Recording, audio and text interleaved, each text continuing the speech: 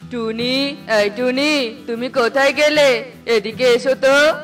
কি হয়েছে টোনা? এভাবে চিৎকার করছো কেন? টুনি, আমি শহরে যাব রাজমিস্ত্রি কাজ করতে। এই বনে কাজ করে তেমন ইনকাম হয় না। সারাদিন কত পরিশ্রম করি, কিন্তু লাভের লাভ কিছুই হয় না। নুন আনতেই পান্তা ফুরিয়ে যায়। আর এখন তো আমাদের একটা মেয়ে আছে, ওর জন্য তো কিছু একটা করতে হবে, বলো। হ্যাঁ টোনা, তা অবশ্য তুমি মন্দ বলনি, কিন্তু তুমি শহরে গেলে আমাকে তো বাড়িতে একাই থাকতে হবে।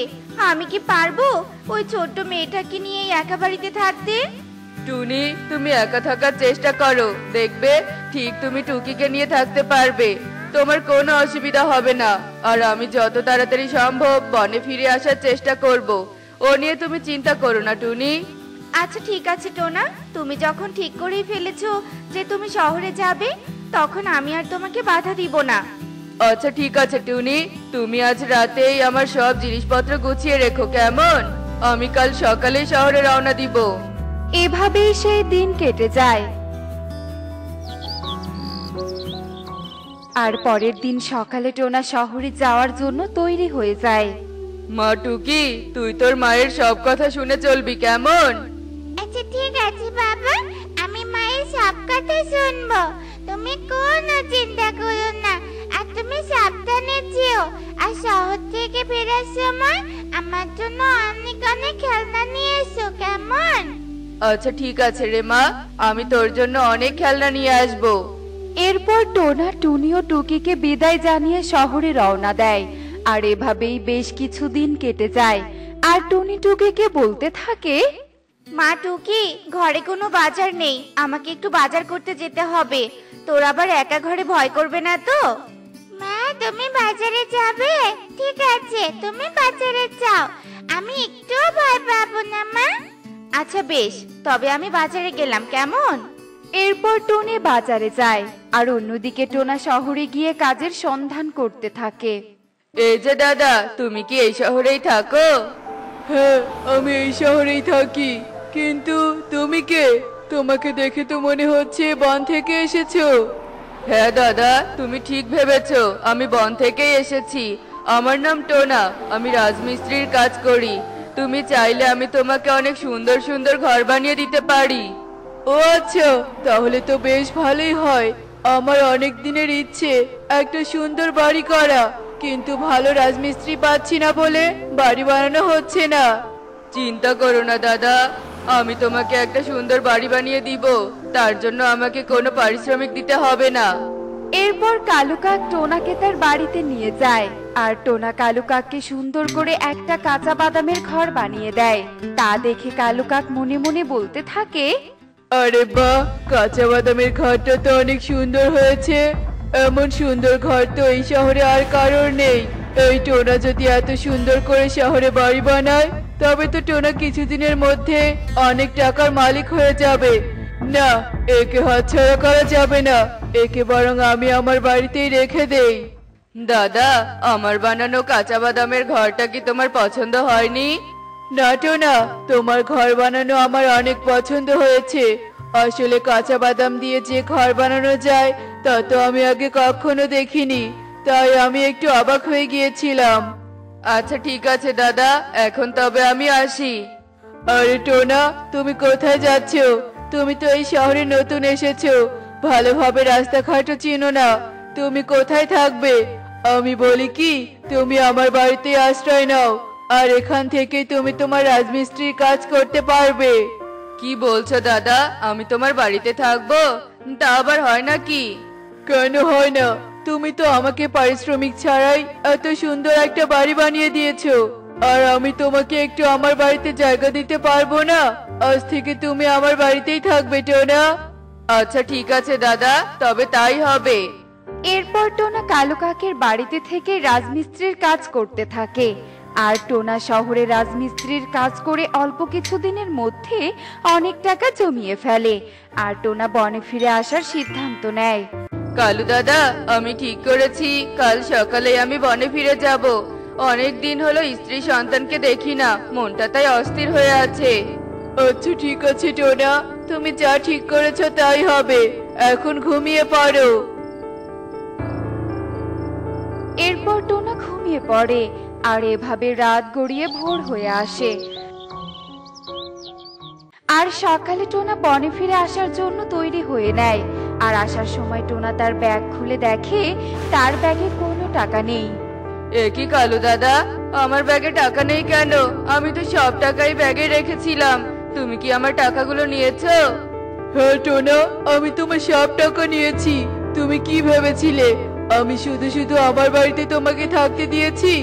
আমি তো টাকার লোভে তোমাকে আমার বাড়িতে থাকতে দিয়েছি। আর তুমি কিনা সেই টাকা নিয়ে বনে যেতে চাইছো? তা আমি কি করে হতে দেই বলো তো? এসব তুমি কি বলছো কালু দাদা?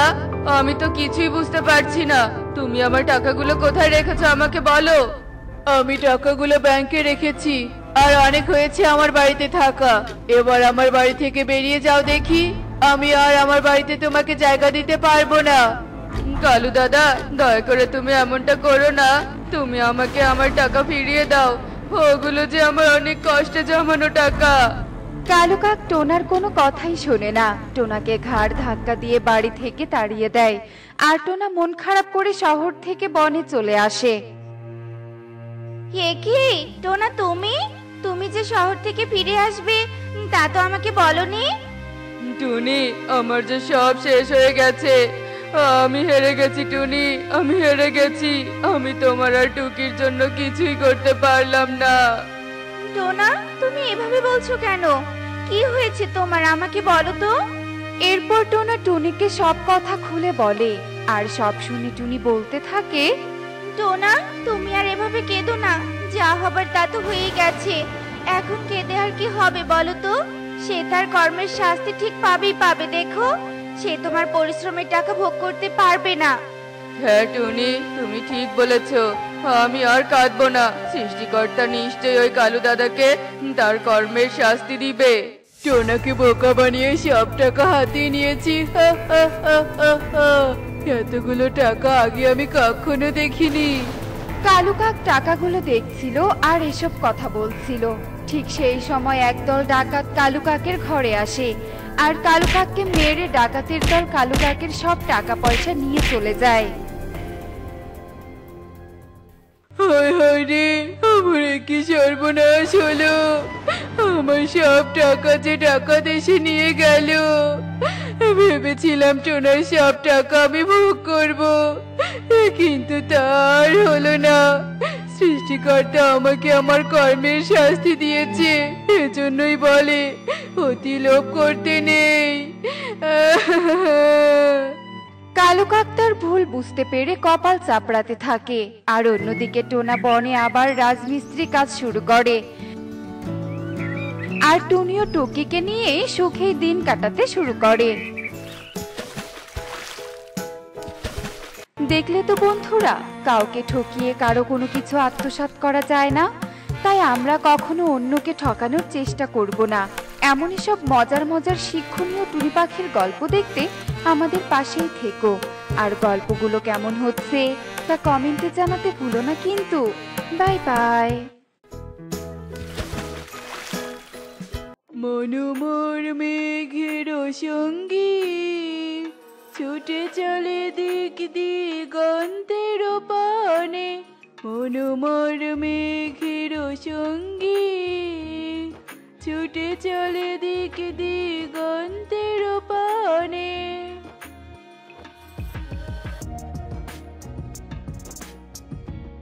সাব্বাস কালু দাদা, কি গলার সুর তোমার। আমি বলি কি, গান গাওয়া বাদ দিয়ে তাড়াতাড়ি সুইমিং পুলটা পরিষ্কার করো। মেয়েটা আমার গরমে অতিষ্ঠ হয়ে গিয়েছে। মেয়েটা গোসল করার জন্য যে ছটফট করছে। এই তো প্রায় পরিষ্কার হয়ে গিয়েছে, কিন্তু সুইমিং পুলে যে ফ্রিতে গোসল করা যায় না, সেটা তো জানিস নাকি? হ্যাঁ হ্যাঁ জানি, আর জানি বলেই তো এক পোটলা শস্য দানা নিয়ে এসেছি। বাবা মেয়ে দুজনেই গোসল করব। আচ্ছা আচ্ছা, 2 মিনিট অপেক্ষা কর। সুইমিং পুল পরিষ্কার হলেই বাবা মেয়ে গোসল করতে পারবি।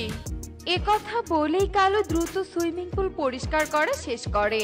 তারপর কবুতর কালুকে শস্যের পোটলাটা দিয়ে পারুলকে নিয়ে সুইমিং পুলে গোসল করতে নামে। মা, তুমি এসেছো? আমি তোমার জন্য অপেক্ষা করছিলাম। বাসায় বড্ড গরম।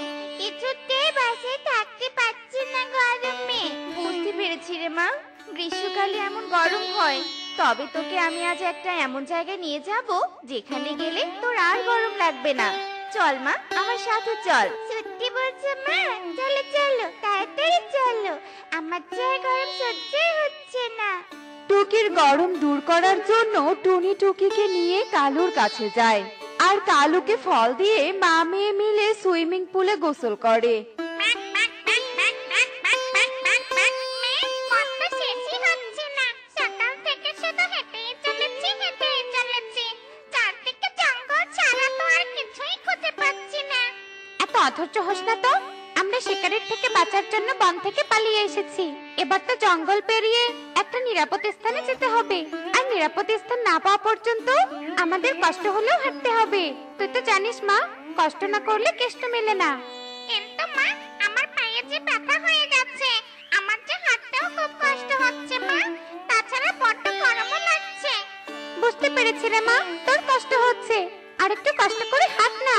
গরমের সময় একটু তো গরম লাগবেই, তবে আমার মনে হচ্ছে আর একটু হলে আমরা নিরাপদ স্থান পেয়ে যাব। এভাবেই রাজহাঁস তার ছানাকে বুঝিয়ে নিরাপদ স্থানের সন্ধানে হাঁটছিল। আর হাঁটতে হাঁটতে রাজহাঁস তার ছানাকে নিয়ে কালুর সুইমিং পুলের কাছে পৌঁছায়। আর সুইমিং পুলের পরিষ্কার স্বচ্ছ জল দেখে রাজহাঁসের ছানা লাফ দিয়ে জলে নেমে যায়। কি মজা, কি মজা! ঠান্ডা ঠান্ডা জলে সাঁতার কাটতে অনেক মজা, অনেক মজা। মা, তুমি আবার দাঁড়িয়ে রইলে কেন? এসো এসো, তুমিও এসে এখানে সাঁতার কাটো। এসো মা, জলদি এসো, জলদি এসো। আরে মেয়ে, কথাবার্তা নেই, তুই যে লাফ মেরে নামলি, এটা তো কোনো সাধারণ পুকুর নয়। আমার তো মনে হচ্ছে এটা একটা সুইমিং পুল। তাতে কি হয়েছে মা? পুকুর হোক সুইমিং পুল হোক, জল তো আছে, তাও আবার ঠান্ডা ঠান্ডা জল।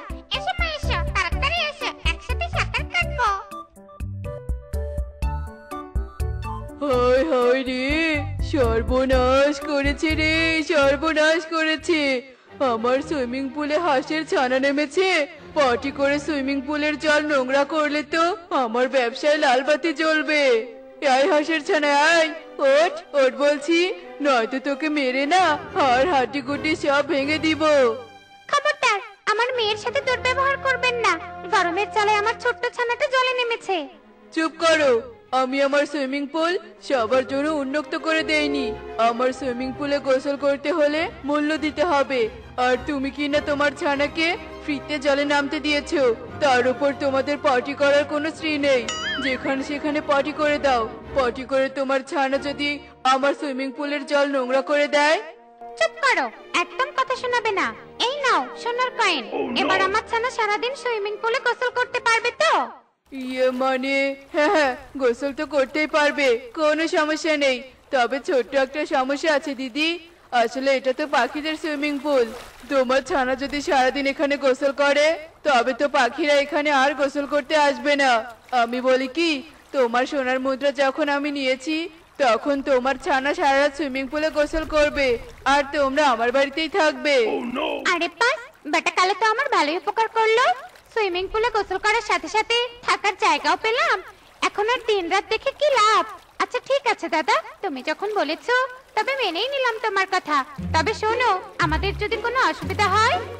না না, কোনো অসুবিধা হবে না। আমি থাকতে তোমাদের কোনো অসুবিধা হতেই দিব না। তুমি শুধু ভোর হতে সন্ধ্যা পর্যন্ত তোমার ছানাকে নিয়ে ঘরে থাকবে, আর আমি তোমাদের খাবারেরও ব্যবস্থা করে দিব। তোমরা শুধু দিনের বেলা বাসা থেকে বের হবে না, নয়তো আমার ব্যবসায় লাল বাতি জ্বলবে। তুমি যখন বলছো খাবারেরও ব্যবস্থা করে দিবে, তবে কোনো সমস্যা নেই। আমি তবে তোমার বাড়িতেই থাকবো। চল মা, চল আমার সাথে। আর কালু কাকির বাসাতেই মা মেয়ে মিলে আশ্রয় নেয়। এরপর থেকে রোজ রাতে হাঁস আর হাঁসের ছানা সুইমিং পুলে গোসল করত। আচ্ছা কালু দাদা, তুমি কি আজকাল সুইমিং পুলের জল পরিষ্কার করো না নাকি? জলগুলো কেমন নোংরা, নাকি আজকাল সুইমিং পুলে অন্য কেউ গোসল করে? না মানে, না না, তুই যে কি বলিস না, এই সুইমিং পুল দিয়েছি আমি পাখিদের জন্য, অন্য কেউ গোসল করবে কিভাবে? এত ভাবিস না তো টোনা, জলদি গোসলটা কর। আজকাল কিন্তু বেশ গরম পড়েছে, কাস্টমারও দিন দিন বাড়ছে। নে নে, গোসলটা সেরে ফেল। সবই তো বুঝলাম, তবে আমার কিন্তু খুব সন্দেহ হচ্ছে এবার, যেখানে সেখানে ময়লা লেগে আছে। আর কালু রাতের আধারে হাঁস ও হাঁসের ছানাকেও সুইমিং পুলে গোসল করতে দেয়। হাঁস আর হাঁসের ছানা মিলে সুইমিং পুলের জলে পটি করে নোংরা করে দেয়। আর নোংরা জলে গোসল করে পাখিদের শরীরে অ্যালার্জি চুলকানি হয়, আর ছানাদের পাতলা পায়খানা হয়ে যায়, আর পাখিরা সব অসুস্থ হয়ে পড়তে থাকে। একই অবস্থা সবার, সবাই এভাবে অসুস্থ হলে কি করে, তাও আবার চুলকানির মতো ভয়াবহ ভাইরাস রোগ। তোরা এই রোগ বাঁধালি কি করে? সে কথা আর বলবেন না প্রধান মশাই, আমার যতদূর সন্দেহ হচ্ছে ওই বেটা কালুর সুইমিং পুলে গোসল করে এই অবস্থা হয়েছে সবার। কি বলিস কি টোনা, এতদিন তো কালুর সুইমিং পুলে গোসল করে কারো কোনো অসুবিধা হয়নি, তবে হঠাৎ তোর একথা কেন মনে হলো? সে তো কালুর উপর নজর রাখলেই বোঝা যাবে, তবে আমার সন্দেহটা ঠিক হওয়ার সম্ভাবনা অনেক বেশি। বলছিস তুই? তবে চল, আজ আমি যাব তোর সাথে কালুর উপর নজর রাখতে, আর তোমরা যে যার বাড়িতে ফিরে যাও। আমি নিজস্ব অর্থায়নে তোমাদের চিকিৎসার ব্যবস্থা করব। আর ঈগল তার দুই সিপাহীকে নিয়ে টোনার সাথে উড়াল দেয়।